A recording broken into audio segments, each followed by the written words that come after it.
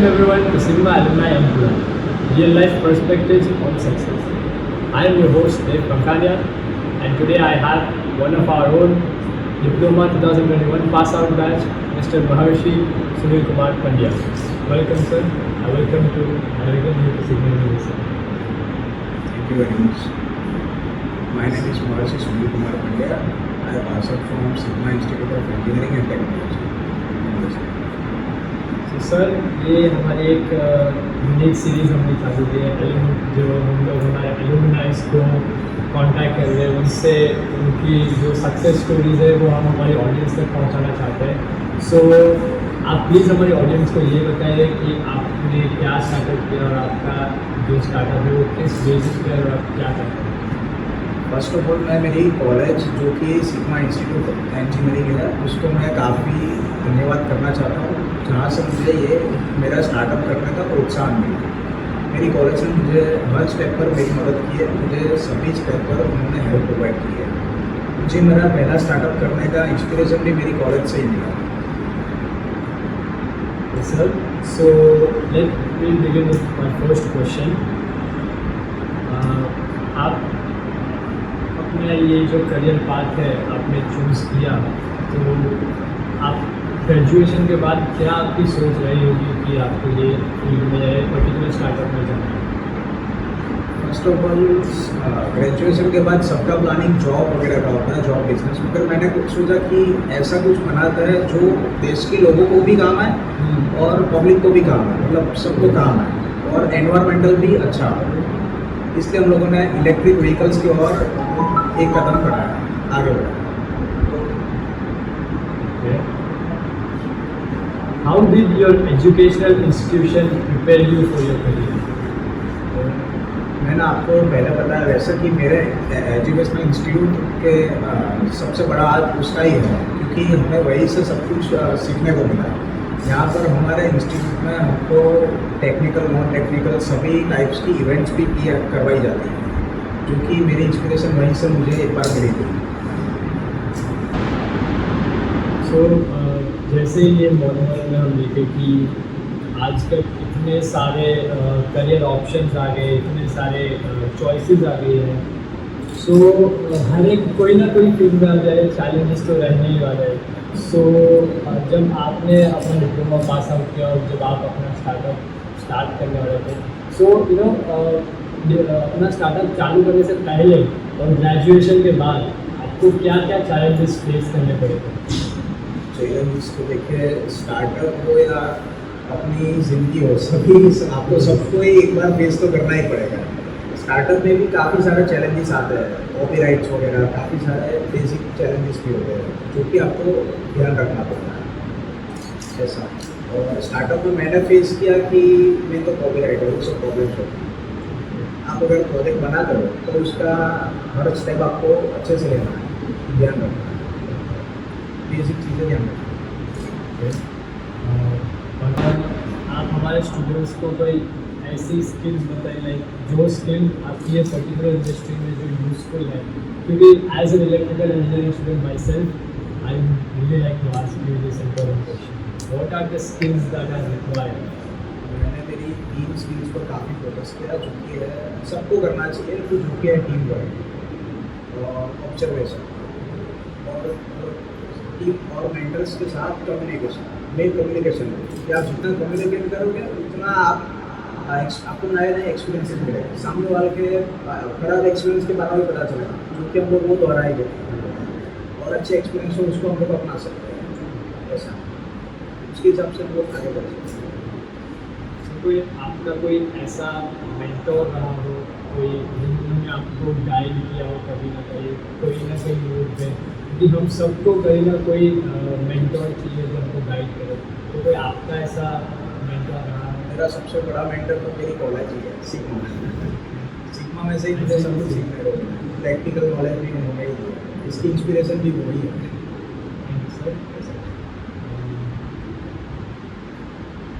आप कोई ऐसी एडवाइस देना चाहेंगे हमारे जो करंट स्टूडेंट्स जो पढ़ रहे हैं, जो ये आपकी फील्ड में इलेक्ट्रिक व्हीकल जो ऑब्वियसली रेवोल्यूशन है अभी इलेक्ट्रिक व्हीकल्स का, जिनको उनमें आगे बढ़ना है, जिनको जिनको करियर कोई आप ऐसी एडवाइस देना चाहोगे उनको?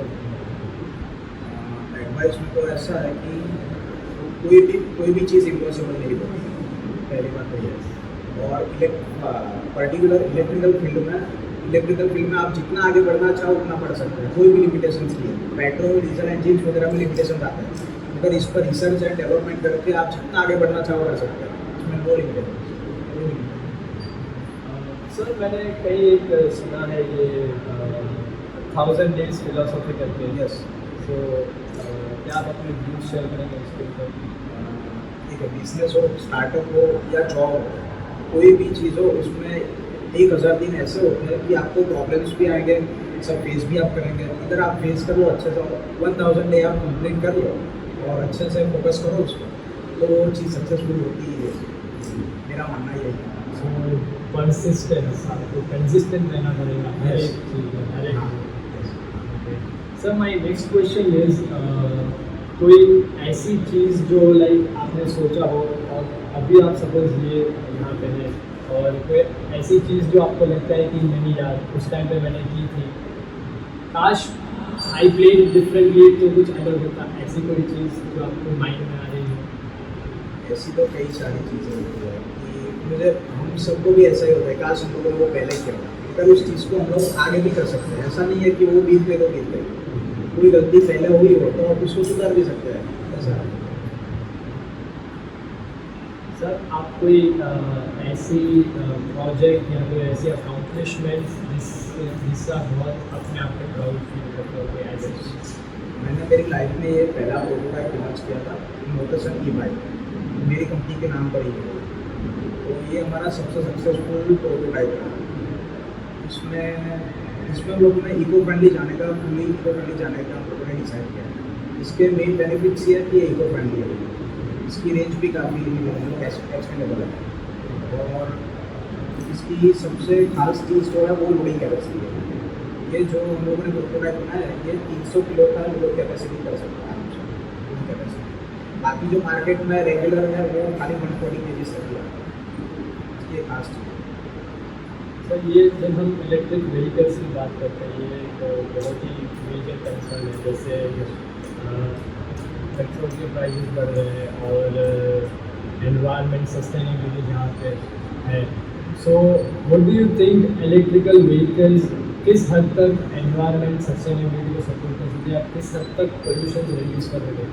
क्योंकि जैसे इलेक्ट्रिक आइटम्स को हम देखते हैं, कोई भी हो सो वो हीट प्रोड्यूस कर रहा है, so does that come into play? और क्या ऐसा एक चीज़ है जो ये ओवरकम कर सकती है टूवर्ड्स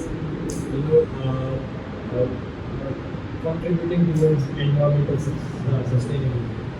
एनवायरनमेंट को, इलेक्ट्रिक व्हीकल्स कोई भी हो, एनवायरनमेंट को तो उपयोगी होता है, क्योंकि आपने देखा होगा petrol diesel engines gas, carbon dioxide बाहर प्रोड्यूस करते हैं। इलेक्ट्रिक व्हीकल नहीं करते। इलेक्ट्रिक व्हीकल इको फ्रेंडली होते हैं, उसमें ना कि पेट्रोल डीजल की ज़रूरत है और उस ना कि गैस की ज़रूरत है, तो फुली इको फ्रेंडली है मतलब। और अगर आप इलेक्ट्रिक व्हीकल्स को यूज़ करते हो तो उस पर आपको सिंगल चार्ज 1 यूनिट ही जाएगी, और पर यूनिट आपको 10 रुपीज़ पड़ता है, ना कि और पेट्रोल और डीजल इंजन जो होता है वो आपको 1 लीटर आपको 100 रुपीज़ पड़ता है। पूरे से आपको कोई रफ आइडिया है ये पर यूनिट में कितना डिस्टेंस कवर कर सकता है?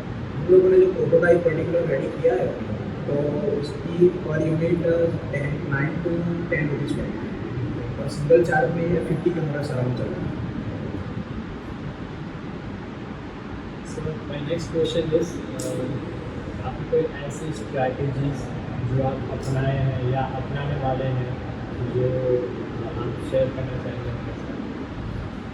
स्ट्रैटेजी में तो मेरा है टीम वर्क ही है। देखो, अपनी टीम के बगैर हम लोग कोई स्टार्टअप कर ही नहीं सकता।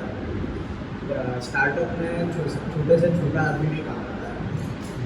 मैंने स्टार्टअप किया तो मैंने खुद ये सब बाइक जो मैंने खुद ही बनाई थी, उसके जो मटेरियल है सब कुछ मैं भी लाया, वो सब कुछ टीम में भी हेल्प की। छोटे से छोटा आदमी भी काम कर सकता है।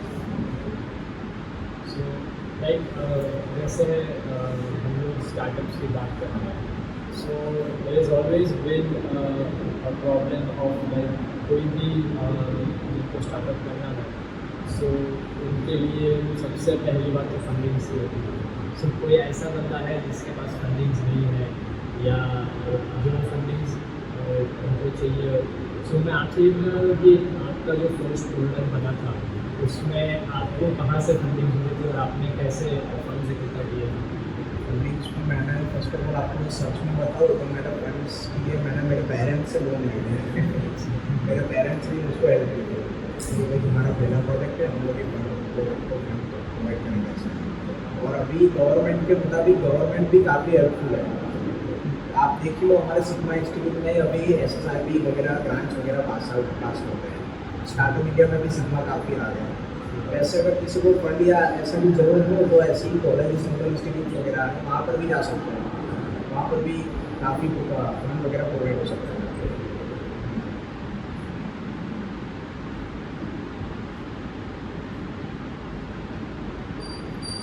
My next question is कोई ऐसी एडवाइस जो आप फ्यूचर एंटरप्रेन्योर्स को देना चाहते हैं जिनको स्टार्टअप करना है, जैसे आप खुद एक एंटरप्रेन्योर है, सो कोई ऐसी एडवाइस जो आप बहुत ही क्या बोलते हैं कि कुछ ऐसी होते ना कि आपको हमेशा याद रहती है, कुछ ऐसी एडवाइस जो किसी ने आपको दी हो और आप हमारे ऑडियंस को पास करें?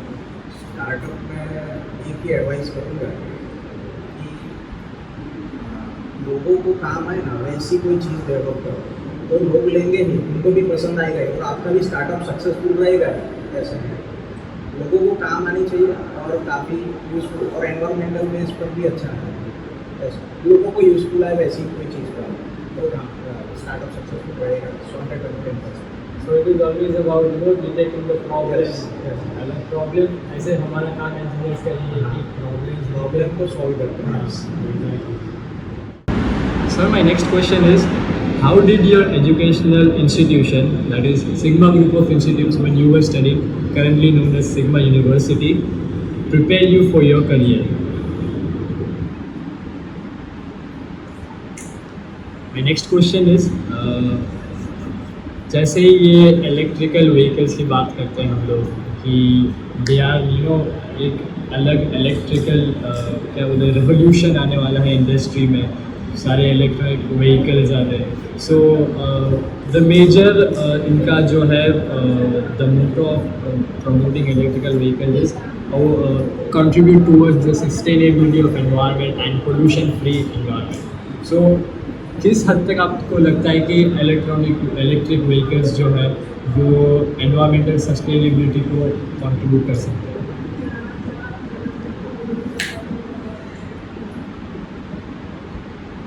My next question is sir, जैसे आपने एक टीम बनाई है अपनी, सो जब स्टार्टिंग में आपने टीम बनाई थी, so for every successful project there is always a hard working team.